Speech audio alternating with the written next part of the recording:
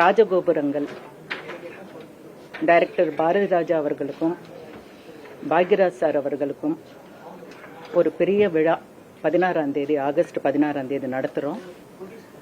மொத்த தமிழ் இண்டஸ்ட்ரி ஒன்றா சேர்ந்து அவங்களுக்கு ஒரு பெரிய ஃபங்க்ஷன் நடந்துட்டுருக்கோம். அந்த ஃபங்க்ஷனில் நானும் ஒரு அங்கமாக இருக்கிறதுக்கு எனக்கு ரொம்ப பெருமையாகவும் ரொம்ப சந்தோஷமாகவும் இருக்குது.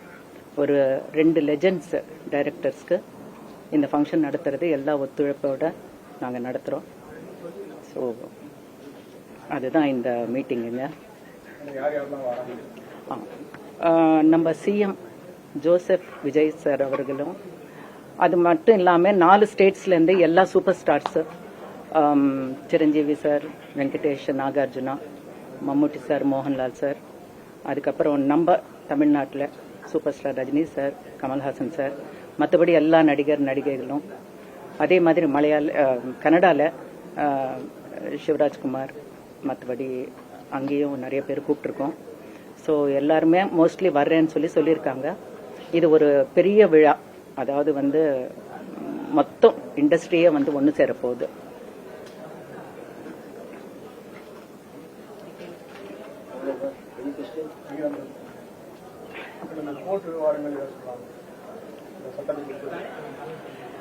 அது நான் கோர்ட் விஷயம் இப்போ ரீசெண்டாக 3 நாளுக்கு முன்னாடி ஒரு ஜட்ஜ்மெண்ட் வந்திருக்கு.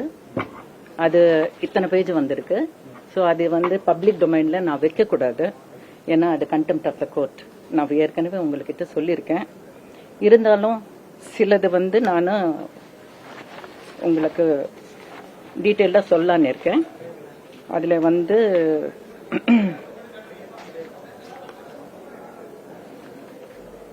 40 லட்சம் ரூபாய் கேட்டாங்க. ஆனால் 3 லட்சம் ரூபாய் தான் கொடுத்துருக்காங்க. 40 லட்சம் ரூபாய் எப்படி கொடுக்க முடியும் அப்படின்னு சொல்லி நிறைய பேர் கேள்வி கேட்டுட்டு இருக்காங்க, பேசிட்டு இருக்காங்க. அதுக்கு உண்மையாக சொல்லணும்னா கோர்ட்டுக்கு நான் நன்றி சொல்கிறேன். ஏன்னா உங்களுக்கு தெரியாத விஷயம், 10 பேஜ் ஜட்ஜ்மெண்ட். இது வெறும் ஒரு 3 லட்சம் கிடையாது, 10 பேஜ் ஜட்ஜ்மெண்ட். அந்த 10 பேஜில் எந்த அளவுக்கு சாதகமாக வந்திருக்குன்னா அது வெளியே வரல. அதாவது இந்த 40 லட்சம் நாங்கள் கேட்கலங்க. நாங்கள் கேட்கலன்னா மொத்தமாக ஒரு மெயின்டெனன்ஸாக கேட்கல மந்த்லி. அது ஒரு பெரிய விஷயம். எல்லாருக்கும் அந்த 40 லட்சம் ரூபாய் பெரிய விஷயம். ஆனால் எங்கள் தலையில் நிறைய கடன் இருக்கு. அவங்க வச்சுட்டு போன கடன் நிறைய இருக்கு.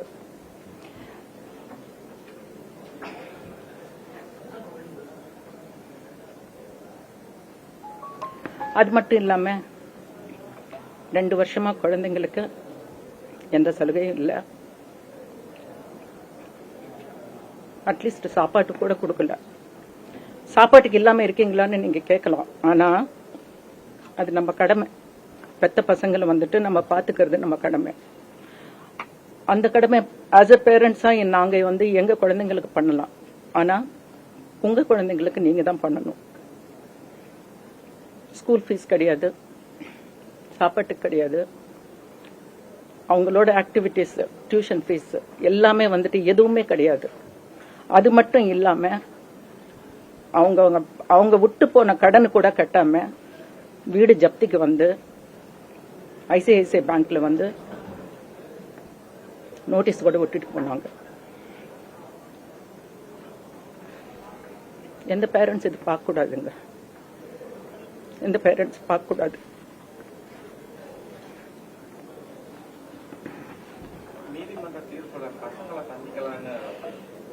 இல்லை, நான் இது சொல்லிடுறேன். இந்த 40 லட்சம் எங்களுக்கு சாதகமா வந்திருக்கு.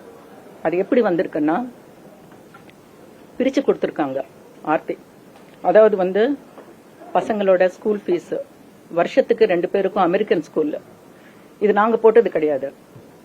1ஆம் கிளாஸ்ல இருந்து அதுல தான் படிக்கிறாங்க. அவங்களா பசங்களை 2 பேரும் நல்லா படிக்கணும், எல்லாம் எல்லாருக்கும் ஈக்குவலா இருக்கணும்னு சொல்லிட்டு அவங்க போட்டது. அது மந்த்லி இயர்லி 2 பேருக்கும் 86 lakhsங்க. அந்த 86 lakhs கோர்ட் கொடுக்கணும்னு சொல்லியிருக்கு. அது வெளியில வரல. அதே மாதிரி ஆர்த்திக்கு 3 லட்சம், ஆரவுக்கு 1 லட்சம், அயானுக்கு 1 லட்சம் மாசத்துக்கு 5 லட்சம் கொடுக்கணும்னு வந்திருக்கு. அதுவும் வெளியே வரல. இது மட்டும் இல்லாம அவங்களோட டியூஷன் ஃபீஸ்ல இருந்து அவங்களோட வந்துட்டு கராட்டே கிளாஸ், அவங்களோட வந்து டான்ஸ் கிளாஸ் கத்துக்கிறாரு ஆரவ், அதுக்கப்புறம் வந்து செஸ் கிளாஸ், அதுக்கப்புறம் வந்து நிறைய எக்ஸ்ட்ரா கரிக்குலம் ஆக்டிவிட்டிஸ் பண்றாங்க. அது எல்லாத்துக்குமே பணம் கட்டணும்னு வந்திருக்கு. இதெல்லாம் சேர்த்து பார்த்தாதான் இந்த அமௌண்ட் வருதே தவிர இது ஆர்த்தி வந்து தனியா 40 லட்சம் கேட்டிருக்கான்றது வந்துட்டு பொய், இது கிடையாது. சோ தயவு செய்து வந்து நீங்க உங்களுக்கு தெரியாது, அதனாலதான் நீங்க இப்படி போட்டிருக்கீங்க. ஆனா உண்மையானா அதுதான் வந்து வந்திருக்கு. குழந்தைங்களை பார்க்க கூடாதுன்னு சொல்லிட்டு சார் நாங்க சொல்லவே இல்லை. குழந்தைங்களை பார்க்க வரணும்னு சொல்லிட்டு போன வருஷம் வந்து விசிட்டேஷன் பிட்டிஷன் போட்டிருக்கோம், ஆர்த்தி போட்டிருக்காங்க. ஏன்னா குழந்தைங்களை வந்து அவங்க அப்பா வந்து பார்க்கணும்னு சொல்லிட்டு. அந்த நீங்க வேணும்னா கோர்ட்ல இருக்கு, நீங்க தெரிஞ்சுக்கலாம். அது வந்து 1 வருஷமா கோர்ட்ல இருக்கு, அதுக்கு எந்த பதிலும் வரல. ஆனா இப்போ வந்திருக்கிற விசிட்டேஷன்ல உண்மையாவே நான் வந்து அந்த ஜட்ஜுக்கு வந்துட்டு நான் பெரிய வந்துட்டு கும்பிடு போடுறேன். ஏன்னா இப்படிப்பட்ட வந்து ஒரு ஜட்ஜ்மெண்ட் வந்து வந்ததே இல்லை. ஏன்னா அவங்க ஆர்த்தி, ஆரவ், அயான் அண்ட் ஜெயம் ரவி இவங்க 4 பேரும் வந்து மாசத்துல சாட்டர்டே சண்டே வந்து மீட் பண்ணணும்னு சொல்லிட்டு வந்திருக்கு. இதுதான் எங்களுக்கு கிடைச்சிருக்கிற பெரிய பெரிய வந்து நியாயம். ஏன்னா இத்தனை 2 வருஷமா நாங்களும் வந்துட்டு மீட் பண்ணணும், பேசணும், இந்த பிரச்சனை சரிப்படுத்தணும்னு சொல்லிட்டு நாங்க எவ்வளவோ ட்ரை பண்ணோம். ஆனா வந்துட்டு எங்களுக்கு அந்த சான்ஸே வரல இது வரைக்கும். இது கோர்ட் மூலமா வந்ததுனால அந்த ஜட்ஜுக்கு வந்து நான் பெரிய வந்துட்டு என்னோட கோடானு கோடி என்னோட நன்றி தெரிவித்துக் கொள்றேன். அது வந்து எங்களுக்கு கிடைச்சிருக்கிற பெரிய சக்சஸ். அடுத்த மாசத்துல, இந்த மாசத்துல இருந்து ஆகஸ்ட்ல இருந்து இந்த 4 பேரும் மீட் பண்ணணும்னு சொல்லிட்டு ஏற்கனவே வந்து சொல்லிட்டு இருந்தா எதுக்குங்க 2 நாள், மாசம் ஃபுல்லா கூட பார்க்கலாம். ஆனா பசங்க வந்து ஒரு ஹீலர் பக்கத்துல இருக்கும்போது போறதாக்கு இஷ்டப்படல. எந்த குழந்தைங்களும் இஷ்டப்பட மாட்டாங்க. ஆனா கண்டிப்பா அங்கதான் பார்க்கணும்னு சொல்லிட்டு குழந்தைகளுக்கு ஒரு கட்டாயம் இருந்ததுனாலதான் பசங்க தான் வந்துட்டு அங்க போறதுக்கு வந்து இஷ்டப்படல தவிர நாங்க யாருமே இதை தடுக்கல. ஏன்னா லாஸ்ட் டைமே நீங்க கேட்டீங்க, நீங்க குழந்தைங்களை வந்துட்டு அலோவ் பண்ணலையாமேன்னு. நான் அப்பவே சொல்லிட்டேன் இது பொய்ன்னு சொன்னேன். இன்னைக்கு எனக்கு ஜட்ஜ்மெண்ட்ல வந்துட்டு வந்திருக்கு, பசங்களை வந்துட்டு குடும்பத்தோட பார்க்கணும்னு. ஒண்ணு அவங்க தாத்தா பாட்டிங்களோட பாக்குறதுக்கு அவங்க இஷ்டப்படுறாங்க, அதாவது வந்துட்டு எங்க சம்பந்திங்களோட. அப்படி இல்லைன்னா எங்களோட. சரி, உங்களுக்கு அதுவும் இஷ்டம் இல்லைன்னா நீங்க வந்துட்டு பொது இடத்துல பார்க்கலான்னு. இல்ல, அங்கதான் வரணும்னு சொல்லிட்டு ஒரு பிடிவாதமா இருந்ததுனாலதான் இந்த விசிட்டேஷன் வந்து வெளியே அப்படி வந்துட்டு ஒரு தப்பான ஒரு இதா வந்திருக்கு. இன்னைக்கு வந்து எங்களுக்கு அது வந்து பெரிய நியாயம் கிடைச்சிருக்கு. இந்த மாசத்துல இருந்து 4 பேரும் ஒரு அவர் ஆபீஸ்லயாவது இல்ல ஒரு பொது இடத்துலயாவது அவங்க மீட் பண்ணுவாங்க. இனிமேலாவது இந்த பிரச்சனை சரியாகும்னு சொல்லிட்டு உண்மையா ஒரு தாயா நாங்க வந்துட்டு எந்த தாயும் தம் பசங்களை வந்துட்டு பிரிக்கணும்னு நினைக்க மாட்டாங்க. நீங்க எல்லாம் வந்து குடும்பத்தோட இருக்கீங்க. திருட்டுத்தனமா கல்யாணம் பண்ணலைங்க. 10,000 பேரு ஊரை கூட்டு 10 ஃபங்க்ஷன் பண்ணி நாங்க கல்யாணம் பண்ணோம்.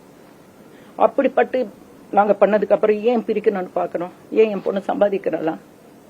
அவங்கள வந்துட்டு நான் பிரிச்சுட்டு வந்துட்டு நாங்க ஏதாவது வந்துட்டு இது பண்ணலான்னு ஒன்னும் கிடையாதுங்க. ஒரு மதரா வந்துட்டு, ஒரு மதரின்லாவோ ஒரு ப்ரொடியூசராவும் நான் வந்துட்டு என்ன பண்ணணுமோ அதெல்லாம் நான் பண்ணிருக்கேன். உங்களுக்கெல்லாம் தெரியும், 100 கோடி ரூபாய் மேல வந்துட்டு நான் போட்டு நான் படம் பண்ணிருக்கேங்க. யாரு சொத்து நான் எடுக்கல. இன்னைக்கு நான் சொல்றேங்க, யாரு சொத்து எனக்கு எடுக்க வேண்டிய அவசியம் இல்லை, நாங்க எடுக்கல. நான் வந்து எங்க சொந்த பணம் பிளஸ் வந்துட்டு நான் வந்துட்டு வெளியில இருந்து ஒரு பைனான்ஸ் வாங்கிட்டு 3 படம் பண்ணேன். என்ன முதல்ல வந்து ப்ரொடியூசரா வந்துட்டு அறிமுகப்படுத்தினது சுந்தர் சி, என் கூட பிறக்காத தம்பி. அவர் தான் வந்துட்டு எங்களை வந்து என்ன வந்து முதல்ல வீராப்பன்ற படத்துல வந்து 2006 ப்ரொடியூசரா வந்து இன்ட்ரடியூஸ் பண்ணாரு.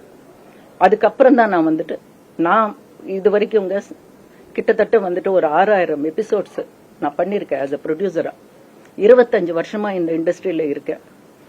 2000லேருந்து 25 இயர்ஸா நான் இந்த இண்டஸ்ட்ரியில ப்ரொடியூசரா இருக்கேன். என்னைக்கும் வந்துட்டு கேமரா முன்னாடி வந்து எங்களை நாங்களே வந்து அறிமுகப்படுத்தி பேசினதோ இல்லை. நிறைய பேருக்கு நான் தெரியாது. இன்னைக்கு வேற விதமா வந்துட்டு போயிட்டு இருக்கு. இருந்தாலும்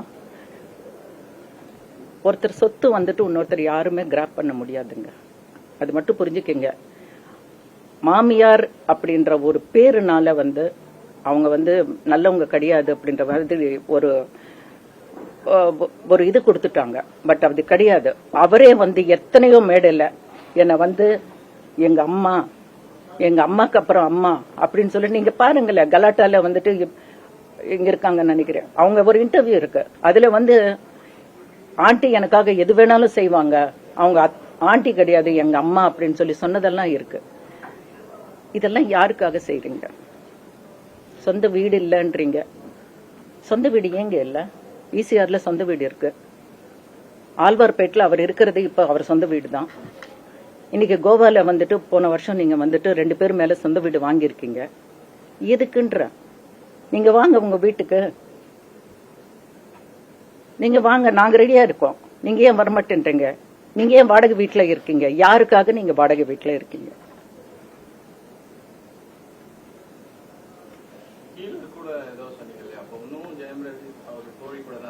எஸ் எஸ். இல்ல இல்ல சார். சார் எந்த பேரண்ட்ஸும் அதான் நினைப்பாங்க சார். வயசுக்கு வந்த பசங்க இருக்காங்க சார். இன்னைக்கு வந்து என் பேரன் வந்து 17 வயசு. இதுக்கு மேல வந்து என்ன லைஃப் இருக்கு சொல்லுங்க? என்ன ஆர்த்திக்கு என்ன லைஃப் இருக்கு? நாங்க எதுக்கு வந்துட்டு பிரிக்கணும்னு நினைக்கிறோம்? இல்லைங்க. 2 வருஷமா அந்த பசங்க வந்து பட்ட கஷ்டம், அவங்க பார்த்த விஷயங்க யாருக்குமே வரக்கூடாது.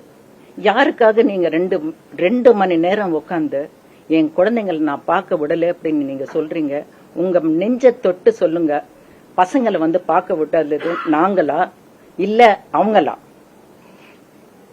அவர் அன்னைக்கு வந்து கேட்ட கேள்வி எங்களை இல்ல,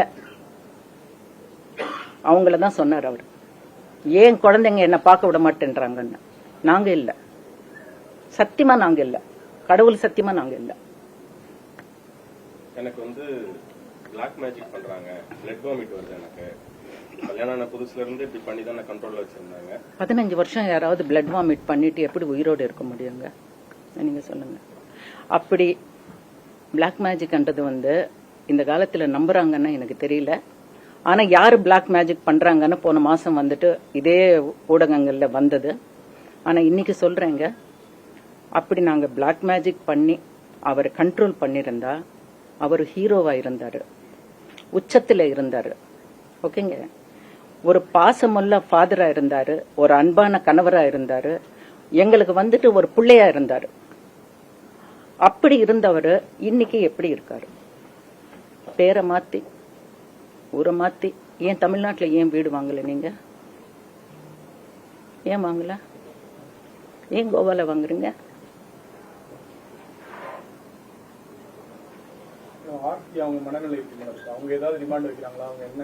சார் அது நான் சொல்றேன் சார், இது வந்து ஒரு டைலாகா நீங்க நினைச்சுக்காதீங்க தயவு செய்து. அவங்க உரிமைக்காக போராடுறாங்க சார். ஓவர் நைட்ல அவங்க லைஃப் வந்துட்டு தலைகீழியா மாறி போச்சு சார், தலைகீழியா மாறி போச்சு. அவங்க ஒரு ஹீலருக்காக அவங்க வாழ்க்கைய விட்டு கொடுக்கறதா இல்ல. இது ஒரு தமிழ்நாட்டு பொண்ணு பண்ணா தப்பில்லைன்னு நான் நினைக்கிறேன். தயவு செய்து உங்களுக்கெல்லாம் சொல்றேன், நீங்க வந்து இதுக்கு ஒரு ஒத்துழைப்பு கொடுங்க. அந்த பொண்ணை பத்தி இதுக்கு மேல வந்து புண்படுத்தாதீங்க. ஏன்னா என் பொண்ணு வந்து அவர் டைவர்ஸ் கேட்டிருக்காருங்க. என் பொண்ணு ரெஸ்டிடியூஷன் ஆஃப் கான்ஜுவல் ரைட்ஸ் போட்டிருக்கா. அப்படின்னா சேர்ந்து வாழணும், குடும்பமா வாழணும்னு போட்டிருக்கா. அதனாலதான் வாய் திறக்காம இருக்கா. அவங்க வாய் திறந்தா எல்லாமே தப்பா போயிடும். அதனாலதான் வாய் திறக்காம இருக்க. நாங்களும் இது வரைக்கும் அதனாலதான் வாய் திறக்கல. இன்னைக்கு நான் வந்து இது உங்களுக்கு சொல்லணும்னு சொல்லிட்டு தான் நான் சொல்லியிருக்கேன். தவிர 40 லட்சம்ன்றது பிரிச்சு பிரிச்சு பிரிச்சு போட்டு அதுல ஒரு பாயிண்ட் மட்டும் எடுத்து 3 லட்சம் தான் அப்படின்னு சொல்லிட்டு அது ஒரு PR பண்ணி அது ஒரு பெருசா பண்ணி யாருக்காக பண்றீங்க நீங்க இதெல்லாம்?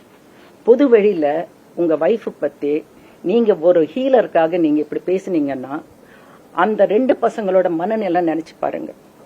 ஸ்கூலுக்கு போனா ஒரு தாய் பத்தி ஒரு அவங்க சொந்த அப்பாவே இப்படி பேசினாருன்னா அந்த பசங்களை மனநிலை யோசிச்சு பாருங்க.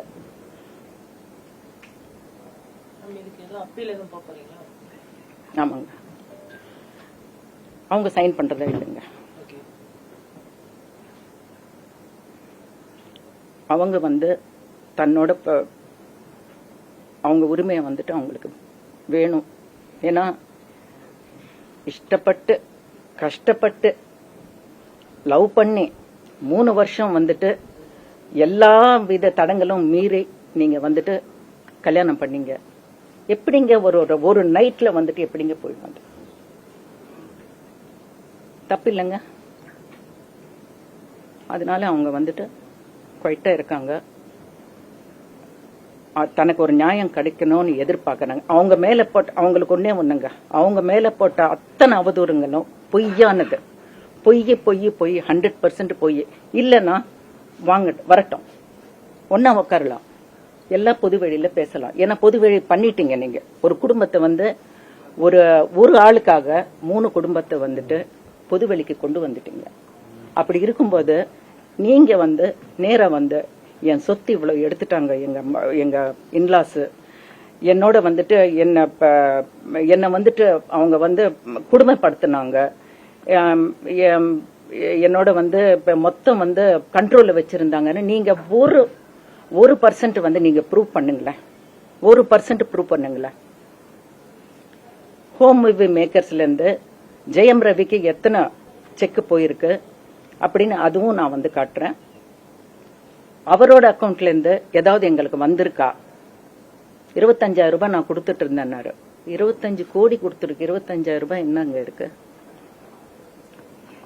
இன்னி வரைக்கும் நான் சொல்றேங்க, நான் உண்மை சொல்றேன். இன்னி வரைக்கும் அவருக்கு ப்ரீவியஸ் படத்துல ஒரு சாலரி இருந்தா என்னோட படத்துல தான் அவருக்கு ஏத்துவோம். 8 கோடி என்ன 10 கோடி, 6 கோடி என்ன 8 கோடி ஹோம் மூவி மேக்கர்ஸ் இல்லைன்னு சொல்லுங்க. என்கிட்ட எல்லாமே இருக்கு. நான் கொடுத்த பணத்துக்கு என்கிட்ட இருக்கு. நான் அதுக்கு அவர் போட்டிருக்கிற கையெழுத்தும் என்கிட்ட இருக்கு. அடுத்த படத்துக்காக வீட்டை விட்டு போறதுக்கு முன்னாடி 5 கோடி கொடுத்துருக்கோம். அதுவும் இருக்கு. ஆனா பணம் முக்கியம் இல்லைங்க. சத்தியமா சொல்றேன். இன்னி வரைக்கும் கல்பனா ஹவுஸ் சொல்லிட்டு உங்களுக்கு எத்தனை பேருக்கு தெரியுமோன்னு தெரியல, மயிலாப்பூர்ல 2 ஏக்கர்ல கல்பனா ஹவுஸ் சொல்லிட்டு இன்னி வரைக்கும் 1500 ஷூட்டிங்ஸ் நடந்திருக்கு. நம்ம எக்ஸ் சிஎம்ஸ் எம்ஜிஆர் சார் அவர்களும், ஜெயலலிதா அம்மா அவர்களும், சிவாஜி அவர்களும், இன்னைக்கு இருக்கிற நம்ம சிஎம் ஜோசப் விஜய் அவர்களும் எங்க வீட்டுல ஷூட்டிங் நடக்காதது வராதவங்க ஆளே இல்லைங்க. தெலுங்கு, தமிழ், கன்னடா, மலையாளம் சொல்லிட்டு இது வரைக்கும் 1500 படங்க நடந்திருக்கு எங்க வீட்டுல. அந்த வீடு 2 ஏக்கர் மயிலாப்பூர்ல. அந்த வீட்டுல பிறந்த பொண்ணுதான் ஆர்த்தி. நான் பெருமையா சொல்லலைங்க, ஆனா உங்களுக்கு உண்மை தெரியணும். இந்த பணத்துக்காக ஆர்த்தி எதிர்பார்க்கறான்னு நினைக்கிறீங்கல்ல, கிடையாதுங்க. அந்த பொண்ணு அந்த மாதிரி ஒரு இதுல பிறந்தவ. ஒரு குடும்பத்தோட தாத்தா, பாட்டி, அத்தை, மாமா, பெரியம்மா, பெரியப்பா அப்படின்னு சொல்லிட்டு கசின்ஸோட வளர்ந்தவ. நீங்களே பிரமிச்சிட்டு இருக்கீங்க அந்த வீடு பார்த்து, இவ்வளவு பெரிய வீடா அப்படின்னுட்டு. என்னைக்காவது இன்னைக்கு சொல்றேங்க, என்னைக்காவது நாங்க அதை பத்தி வீட்டை பத்தியோ எதை பத்தியோ பேசினது இல்ல. ஏன்னா இன்னைக்கு நீங்க பணத்துக்கு ஆசைப்படுறீங்கன்னு நீங்க நினைக்கிறீங்க இல்லையா, அது கிடையாது. அதனாலதான் நான் இது பண்றேன். ஒரே ஒரு விஷயங்க, அப்பா பார்க்கணும்னு நினைக்கிறாரு பசங்களை, குழந்தைங்க கூட நினைக்கணும். அது 17 வயசு பையன் நினைக்கணும். 9 வயசுல விட்டு போன பையன் இன்னைக்கு 11 வயசு ஆகுது, அவனும் நினைக்கணும். 15 நாள் முன்னாடி இன்னைக்கு சொல்றேங்க, இந்த வயசுல நானும் என் ஹஸ்பண்ட் படுற கஷ்டம் எங்களுக்கு தான் தெரியும்.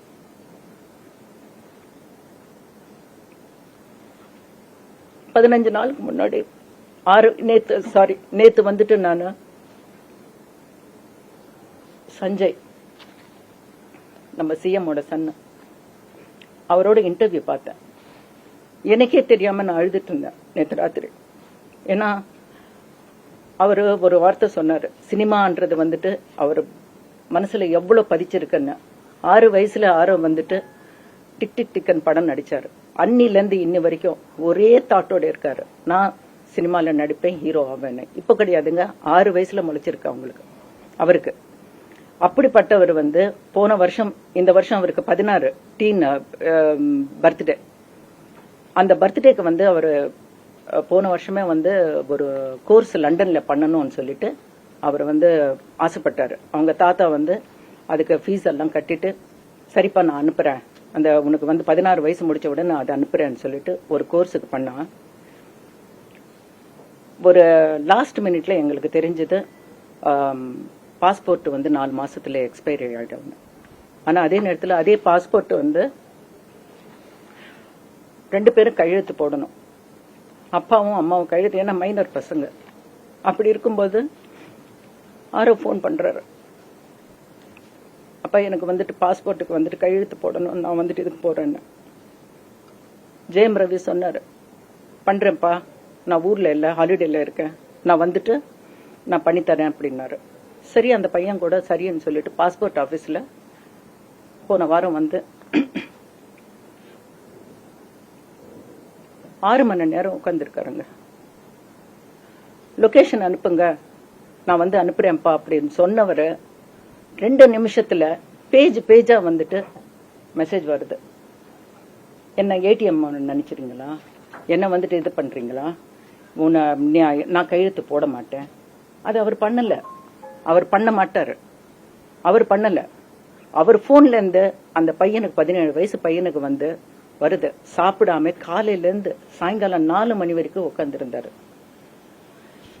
ஏன் நீங்க ஏன் நினைக்க மாட்டேன்றீங்க, அவருக்கு ஏன் வரமாட்டேன்?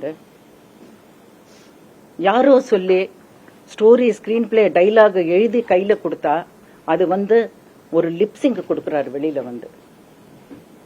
எப்படிங்க 2 பேருக்கு, ஒரு புருஷன் பொண்டாட்டிக்குள்ள ஒரு பிரச்சனைனா உங்க 2 பேருக்குள்ளதான்.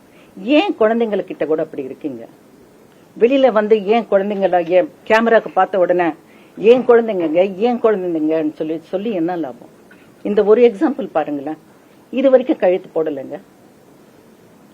அதுக்காக நாங்க கோர்ட்டுக்கு போக வேண்டியதா இருந்தது, கோர்ட்ல ஒரு ரிட்டு போட்டு அதுக்கப்புறம் வந்து பண்ண வேண்டியதா இருந்தது. இந்த மாதிரி வந்துட்டு நிறைய வந்துங்க, நிறைய. அப்போ ஆரோ வந்துட்டு அந்த வயசுல வந்து பாக்கணும்னு எப்படி பாப்பாரு, எந்த இதுல பாப்பாரு நீங்க சொல்லுங்க. சோ நான் என்ன சொல்றேங்க, எத்தனையோ பேர் இந்த இண்டஸ்ட்ரியில வந்து நல்ல ஒரு இதோட பிரிஞ்சிருக்காங்க, ஒரு அண்டர்ஸ்டாண்டிங்கா பிரிஞ்சிருக்காங்க, வெளியே வராம இன்னைக்கு வந்து 2 சைட்ல 2 குழந்தைங்களை வச்சுக்கிட்டு அவ்வளவு நல்லா வந்துட்டு இருக்காங்க. பாருங்க, நேத்து வந்து சஞ்சய் வந்து பேசும்போது ஒரு வார்த்தை சொன்னாரு, அவங்க அப்பா பத்தி எவ்வளவு பெருமையா பேசினாரு. நீங்க யாராவது வச்சு படம் பண்றீங்கன்னு அடுத்தது யார் பண்ணு, எங்க அப்பா வச்சு பண்ண.